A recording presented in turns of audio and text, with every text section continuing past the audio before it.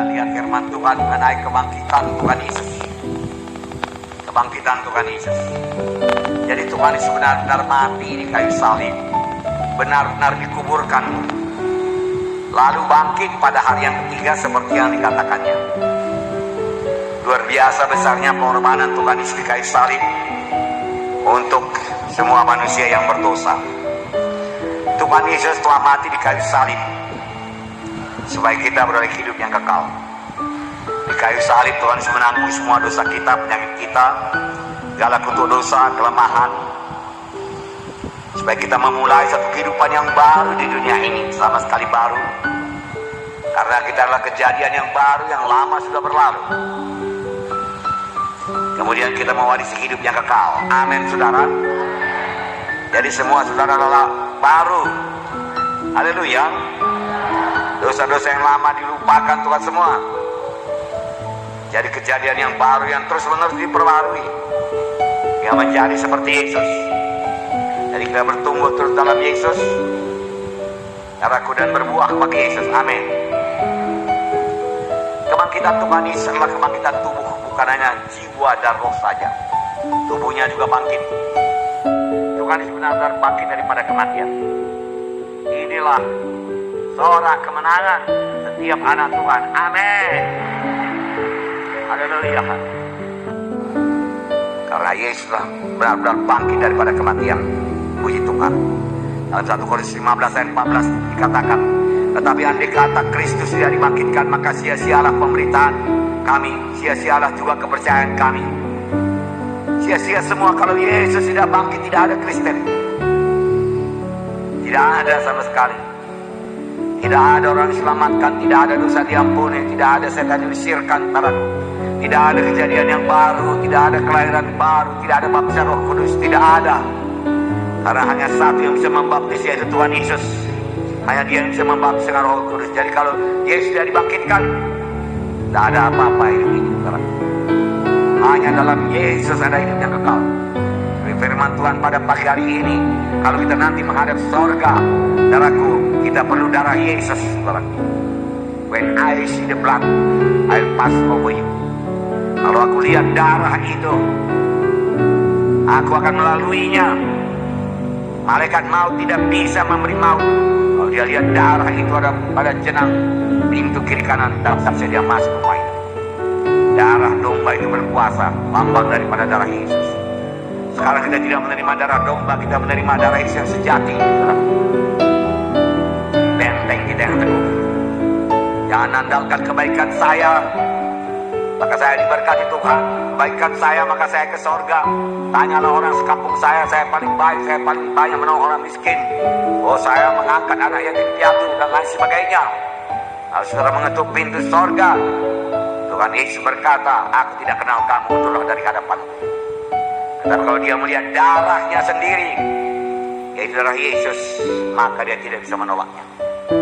Dengan darah Yesus telah dibenarkan. Amin.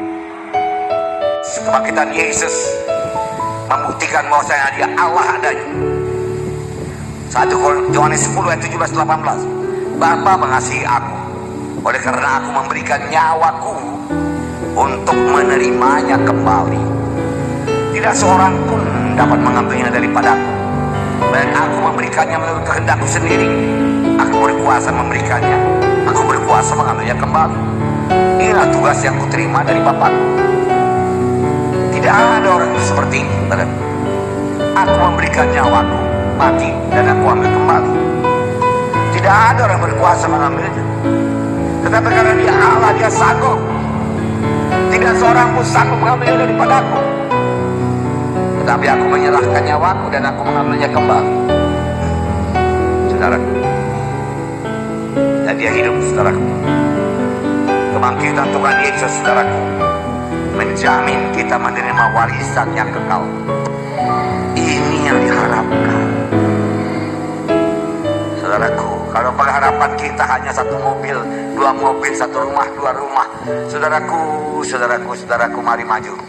Cari kerajaan sorga, menangkan jiwa-jiwa. Haleluya, saudara. Pada waktu kami memulai pelayanan ini, saya dan istri saya melupakan segalanya, mengorbankan segalanya. Saudaraku, Lalu kami sebagai orang mabuk pada siang malam mengerjakan pekerjaan Tuhan. Saudara, istri saya meninggalkan prakteknya dokter spesialis yang banyak pasiennya, saudaraku. Cukup melimpah untuk hidup di dunia ini kalau diteruskan, saudara. Saya meninggalkan masa depan saya, saudaraku. Saudara, semua saya lupakan semua, saudara. Hanya Yesus saja. Lalu kami bekerja luar biasa, saudaraku. Lalu Tuhan yang tidak menyayangkan anaknya yang tunggal memberikannya kepada kami, masakan dia menahankan segala sesuatu daripada kami. Kami dapat kerajaan sorga, kami dapat Yesus, lalu kami dapat segalanya, saudaraku, segalanya. Saudara, ada waktu-waktu berkorban, ada waktu-waktu menuai, ada waktu menabur, menuai, tidak berhenti-henti. 1 Petrus 1:3-4. Terpujilah Allah Bapa Tuhan kita Yesus Kristus, yang karena rahmat-Nya yang besar telah melahirkan kita kembali oleh kebangkitan Yesus dari antara orang mati kepada suatu hidup yang penuh pengharapan. Kita dilahirkan kembali kepada satu hidup baru yang penuh pengharapan. Apakah itu? Untuk menerima satu bahagian yang tidak dapat binasa, yang tidak dapat cemar, dan yang tidak dapat layu, yang tersimpan di sorga bagi kamu. Untuk menerima satu bahagian yang tidak dapat binasa, tidak dapat cemar, dan tidak dapat layu. Darah kata dunianya akan layu, rumah-rumah akan lapuk, berlumut, saudaraku.